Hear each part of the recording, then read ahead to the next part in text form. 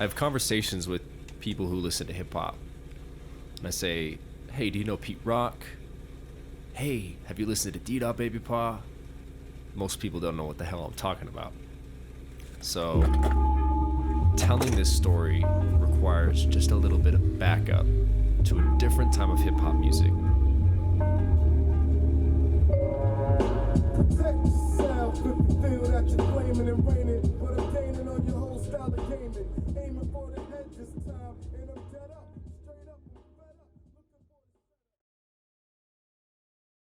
In the early 90s, hip-hop was experiencing a strong transition in sound and subject matter. Spinning off of the golden era of the late 80s, jazz, soul, and funk were still mainstays of the sound, but there were new and extra creative formulas being developed by many producers at the time. One such producer was Pete Rock.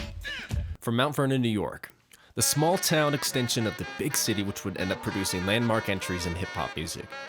The first well-known act to come out of Mount Vernon was Heavy D and the Boys, and Pete Rock came up with these guys. He was cousins with frontman Heavy D. But during this time, Pete Rock made about 50 other demos with another ill artist, CL Smooth. Together, the duo were signed to Elektra Records and produced two influential albums, 1992's Mecca and the Soul Brother, and The Main Ingredient in 1994.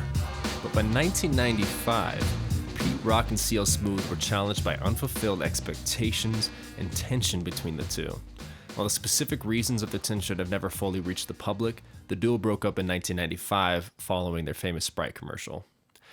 Pete Rock kept to his business. He established an independent label, Soul Brother Records, as an extension of Elektra. He continued to develop his unique, atmospheric jazz and soul-based formula with two artists, I and the original Dedi Baby Pa. Now, I don't know too many people who've listened to the original Dedi Baby Pa, let alone when I mention the name Pete Rock, doesn't ring many bells. So I sat down with a friend of mine, longtime beatmaker, producer Adam Bravo, to talk about the album. So, what does Pete Rock and Deda mean to you? Dedi Baby Pa. Wu-Tang Clan just popped into my head. I mean, I would kind of liken Pete Rock to maybe RZA. You know, the guys from the basement. You got I. RZA would go off and do a solo album with one of the members, and it would be a smash success, right? So you could do that with a Pete Rock track and just this dope circle of MCs that he had around him. And Dedi Baby Pa, and they're all so different, you know, a lot like Wu-Tang Clan, but I mean, that whole crew, they all have distinct voices and styles, and Dedi Baby Pa was another one.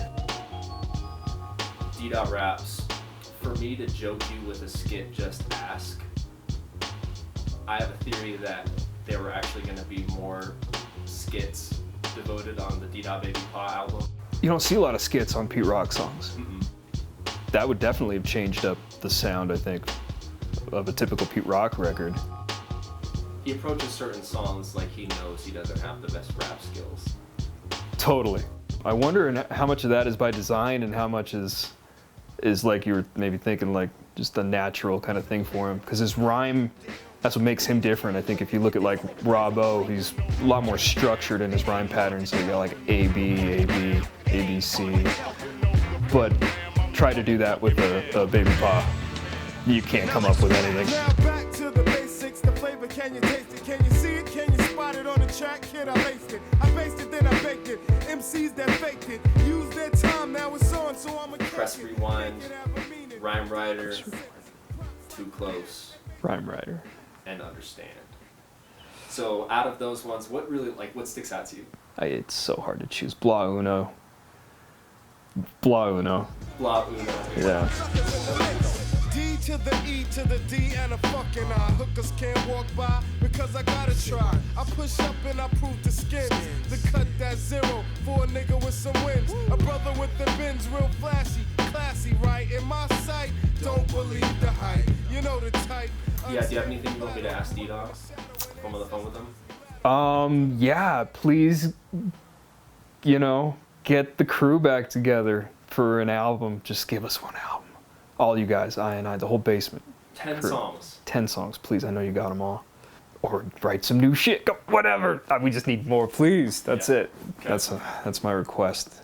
Shout out to Pete Rock and Robbo. Thanks, Pete Rock. Thanks, Robbo. Thanks, Adam. Whole INI crew. Thank you, Keegan. Yep. Yeah, this is cool. In 2003, a British recording company called BBE bought the publishing rights to both the Deda and the INI album. Unofficial visions for the album were released on vinyl, and it was the first time that the public got to hear the music. After so many forums and online posts by fans wondering what happened to Deda after the album was shelved, I decided to clear my own frustrations and curiosities and call the man himself.